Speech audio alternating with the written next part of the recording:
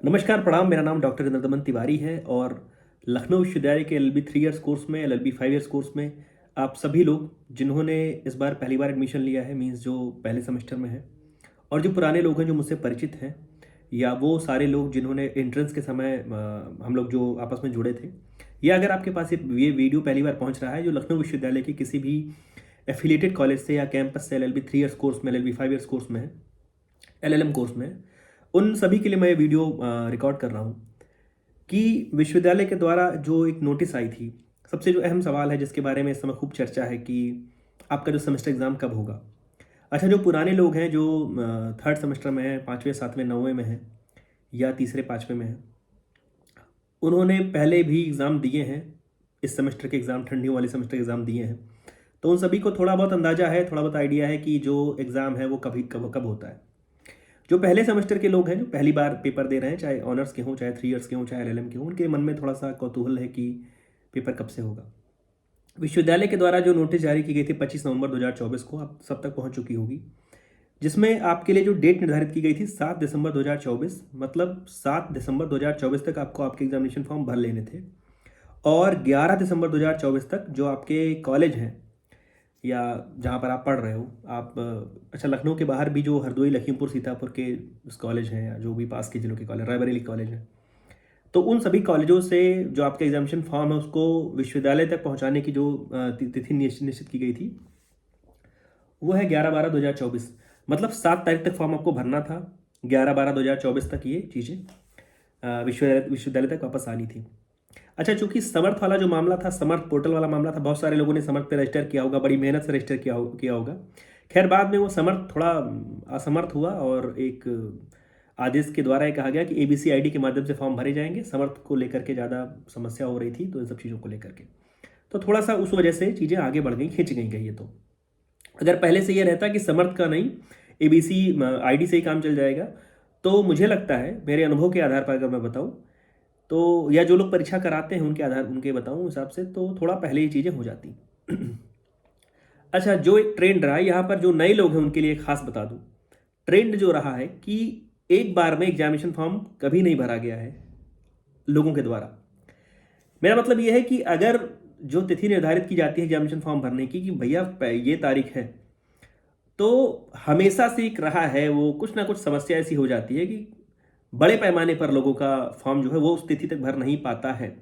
भले उनको जानकारी हो, भले उनके कॉलेज को जानकारी हो, लेकिन कुछ लोग बच जाते हैं। तो मेरा कहने का मतलब ये है कि ये तिथि अभी एक बार बढ़ेगी, मैं कह रहा हूँ, और काफ़ी संभावना है बढ़ने की, क्योंकि लगातार मैं तो, मुझे 12 से अधिक बरस हो रहे हैं जब ये चीज़ मैं कह रहा हूँ, तो वो चीज़ मेरे दिमाग में घूम रही है कि ये हर सेमेस्टर की एक कहानी है।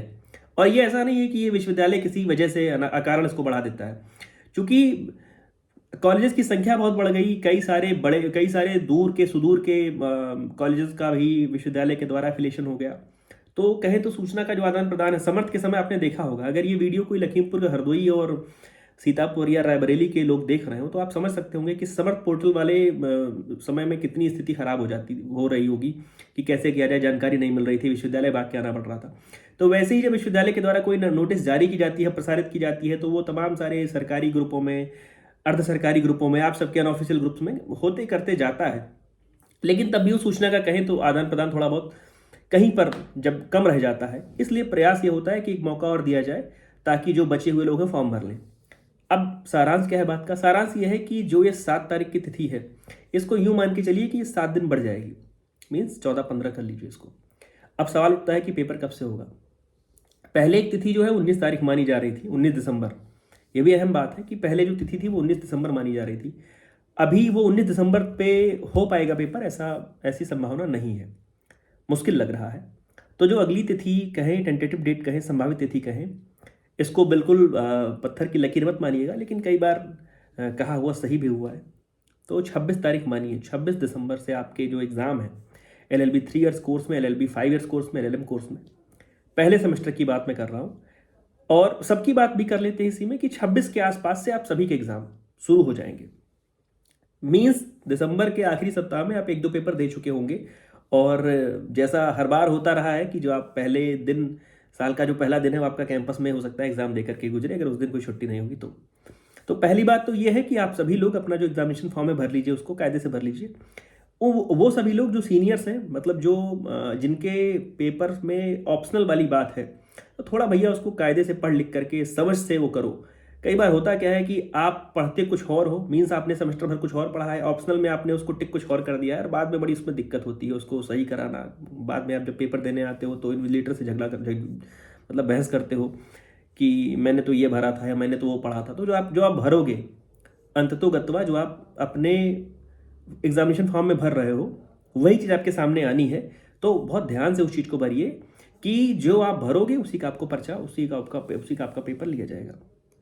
तो ज़रूरी बात यह है कि पहले तो अपना फॉर्म समय से भर लीजिए। दूसरी बात यह है कि जो एग्जामिनेशन की टेंटेटिव डेट्स हैं 26 के आसपास मान लीजिए, जितनी आज तो बीए बीएससी वगैरह का आया है।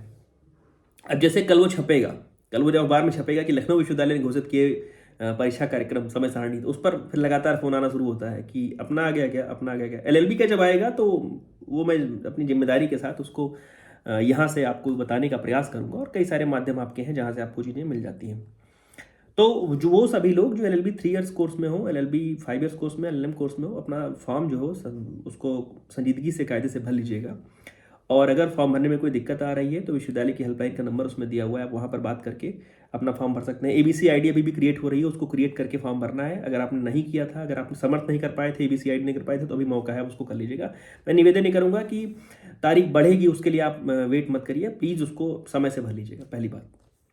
दूसरी बात खास क्या है, जो नए लोग हैं उनको बता दें कि जो पिछले कई वर्षों से जो आपके सेमेस्टर के जो पेपर्स हैं, जो आपके एग्ज़ाम के जो पेपर्स हैं, सिलेबस है जो आपका, उसको सिलेबस पर आधारित मैं कुछ ऐसा वीडियोस बना लाता रहता हूँ जिसमें आपको आपके जो पेपर के इंपॉर्टेंट टॉपिक्स हैं वो मिलते हैं। इंपॉर्टेंट टॉपिक्स का मतलब क्या होता है, जैसे एक तो लंबा चौड़ा सिलेबस है, 4 यूनिट आपकी हैं, 4 यूनिट में मान लीजिए 10-10 टॉपिक है। अब उस 40 टॉपिक में से कौन से ऐसे, पेपर का पैटर्न आपको पता ही होगा, 70 नंबर का आपका पेपर होना है, और 10 सवाल टोटल आते हैं एलएलबी एलएलएम और 3 ईयर सब में, ऑनर सब में 10 सवाल आते हैं, 10 में से 5 सवाल आपको करने होते हैं, और 14 नंबर का एक सवाल होता है, 70 नंबर का टोटल पूरा पेपर होता है। 30 नंबर का आपका इंटरनल है, जो मुझे लगता है कि सारे का कॉलेजेस में हो रहा है, कहीं कहीं पर होके ख़त्म हो चुका है। मिड सेम बोल लें, इंटरनल बोल लें, वाइवा असाइनमेंट प्रेजेंटेशन जिसको बोलते हैं, फाइल वगैरह बना कर ले जाते हो। तो 70 नंबर का आपका रिटन का एग्ज़ाम है, 30 नंबर का आपका इंटरनल है। तो 70 नंबर के जो पेपर में 10 सवाल आपके आते हैं, वो 10 सवाल आपकी चारों यूनिट से आते हैं, और 4 यूनिट है, सवाल 10 आने हैं। तो कभी कभी वो ऐसा होता है कि किसी एक यूनिट से 3 सवाल आ गया, या किसी एक यूनिट से 1 सवाल आया, कभी कभी ऐसा होता है। नहीं तो प्रयास ये होता है, पेपर जो सेट कर रहे हैं उनके दिमाग में रहता है कि वो चारों सिलेबस का जो चारों यूनिट है उसको कवर करें, ताकि जो चारों यूनिट पढ़ करके आया है उसके लिए लाभदायक हो। ऐसा ना हो कि कई बार लोग सोचते हैं कि देखो ऐसा है कि ये मैं इस चीज़ को मैं थोड़ा सा जोर देकर कह रहा हूँ, सबके लिए मैं कह रहा हूँ कि दिमाग में ये मत रखिएगा कि 10 सवाल आने हैं, जो फार्मूला है ये इंजीनियरिंग वाला फार्मूला, ये मत लाइएगा दिमाग में। बहुत चर्चा है इस फार्मूले की मार्केट में, बाजार में। तो मैं इसको आपको बता दूं कि 10 सवाल आने हैं, 4 यूनिट हैं, तो 5 सवाल करने हैं। तो ऐसा करते हैं कि केवल 2 यूनिट, एक्सक्लूसिवली 2 यूनिट पढ़ करके चले जाएंगे, तो हमारे सवाल हो जाएंगे। ऐसा नहीं है। हो सकता है आप पास आउट हो चुके हो और आप कहो कि नहीं मैं तो यही करता था, या आप किसी जूनियर को बता रहे हो कि नहीं मैं तो ऐसा करता था। लेकिन मैं अपनी जो ईमानदारी वाली राय दूंगा वो ये दूंगा कि आप ऐसा मत करिए। अगर आपको ऐसा करना है, चूज करना है, पिक करना है, तो आप कम से कम 3 यूनिट तो पढ़ करके आइए ही आइए। 3 यूनिट पढ़ करके आएंगे तो सेफ रहेंगे। और अगर 2 यूनिट पढ़ करके आए तो कुछ ऐसे विषय हैं जिसमें तकलीफ में आप हो सकते हैं। खैर, मैं तो ये उम्मीद करूंगा कि आप 4 यूनिट पढ़ करके आ रहे हैं। बाकी जो बात मुझे कहनी थी, जो मैसेज मुझे आपको देना था, मैंने दे दिया है। तो हम क्या करते हैं कि जो आपका सिलेबस है, उस सिलेबस के पुराने जो पेपर्स हैं उनको लेकर के, और जो थोड़ी सी चर्चा है उसको लेकर के जानकारी करके, कुछ आपको इम्पॉर्टेंट टॉपिक्स देने का प्रयास करते हैं। और अपना जो स्ट्राइक रेट रहा है वो ठीक ठाक रहा है। जो पुराने लोग हैं वो जानते हैं, जो नए लोग हैं वो जुड़ करके जानेंगे। तो उससे आप थोड़े बहुत लाभान्वित हो सकते हैं। जो लोग पूछा करते हैं कि कई बार डीएम होता है, कई बार फ़ोन मैसेज में लोग बताते हैं कि क्या पढ़ लिया जाए, कैसे पढ़ लिया जाए। बहुत सारे लोग होंगे जो अभी पढ़ना शुरू कर रहे होंगे या अभी एडमिट कार्ड आने का वेट कर रहे होंगे कि भैया एडमिट कार्ड आ जाए, तब वो असल माना जाता है कि हाँ दुदुम्भी बच चुकी है, अब बिल्कुल उतरना है, रण क्षेत्र में उतरना है। तो थोड़ा सा आपको काम करना यह है कि सिलेबस अपने पास रखिएगा। सिलेबस मीन्स उसका प्रिंट आउट रखिएगा। मैं सबको ये बोलूँगा कि सिलेबस प्रिंट आउट उसको रखिएगा, और जो टॉपिक हम लोग वीडियो में बताएंगे उसको उसकी चर्चा करेंगे, उस पर थोड़ा विशेष ध्यान दीजिएगा। बाकी आप जैसे पढ़ रहे हैं, जो ग्रेजुएशन करके आए हैं एलएलबी में, उनको लिखने की कला आती है, मैं जानता हूँ, और उनके लिए थोड़ा कम मुश्किल है। थोड़ी सी समस्या होती है जो 5 ईयर कोर्स में आते हैं या जो एलएलएम कोर्स में बाहर से पढ़ करके आए हैं, उनके यहाँ का लॉ में क्या पढ़ाई हुई थी और वो यहाँ पर एलएलएम में कैसे करना है, उनको थोड़ा सा उसमें अंतर है। और जो अभी जस्ट इंटर पास करके आए हैं, हो सकता है कोई आर्ट्स से रहा हो, कोई मैथ से रहा हो, कोई एग्रीकल्चर से रहा हो, कोई कॉमर्स से रहा हो, उसके लिए कैसे यहाँ पर लिखा जाए उसको लेकर के हम लोग बात करेंगे अपने वीडियोस में, और जो आपके इंपॉर्टेंट टॉपिक्स हैं उसको लेकर के बात करेंगे। तो अब से हम लोग लगातार जो एक श्रृंखला सी है, आप अगर थोड़ा सा पीछे जा कर के समय हो आपके पास तो उस पेज पे जाइएगा मेरे यूट्यूब वाले पे, और थोड़ा पीछे जा कर के देखिएगा, तो वहाँ पे वो मैंने वीडियोस डाले हुए हैं, तो थोड़े बहुत काम के आपके वो भी हैं, बाकी नए वीडियोस हम लोग डालेंगे।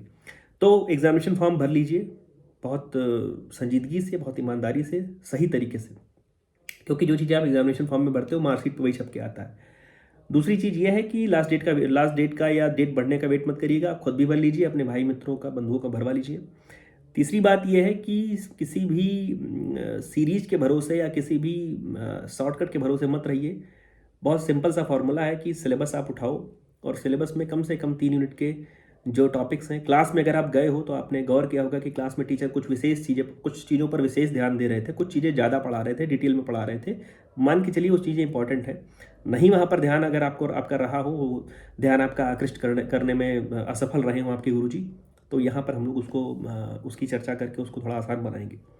और दूसरी बात यह है कि जो लिखने की कला को लेकर के हम बात कर रहे हैं कि बहुत सारे सवाल मन में ये आते हैं कि जब इंटरमीडिएट करके विश्वविद्यालय पहुंचा जाए तो विश्वविद्यालय में कॉपी में कैसे लिखा जाए, मीन्स पन्ने भरे जाएं या ग्राफ बनाया जाए या उसको रंगा वंगा जाए तमाम सारे, या लाइन वाइन खींच करके उसको चौकोर टीबी बनाया जाए। तो वो सारे जो जो चीज़ें यहाँ पर चल रही हैं, या कहें जो उसकी फेयर प्रैक्टिस है, उसको लेकर के हम लोग बात करेंगे अगले वीडियो में। तो जुड़े रहिए। और ये सूचना भी देनी थी कि जो हमसे आप पूछ रहे हैं कि क्या पढ़ना है, क्या ज़रूरी है, क्या इंपॉर्टेंट है, वो वीडियोस के माध्यम से आपको मिलने हैं। तो थोड़ा सा ध्यान अगर आप देंगे कि वीडियो में क्या कहा जा रहा है, तो आपको उससे लाभ मिलेगा। आप सभी को ढेर सारी शुभकामनाएं, और सेमेस्टर के एग्ज़ाम को लेकर के आपका कोई भी सवाल हो तो कमेंट बॉक्स में आकर के लिखिए कि किस बात पर वीडियो बनाया जाए और वीडियो में क्या चीज़ें जोड़ी जाए। ढेर सारी शुभकामनाएं मेरी ओर से। फॉर्म जरूर भर लीजिएगा, और जो भी आपके सवाल हैं उसको आकर के कमेंट बॉक्स में लिखिएगा। अक्सर मैं उसमें नंबर अपना दिया रहता हूँ, तो फ़ोन करने से बचें, आप मुझे मैसेज कर सकते हैं। धन्यवाद, ढेर सारी शुभकामनाएं, प्रणाम।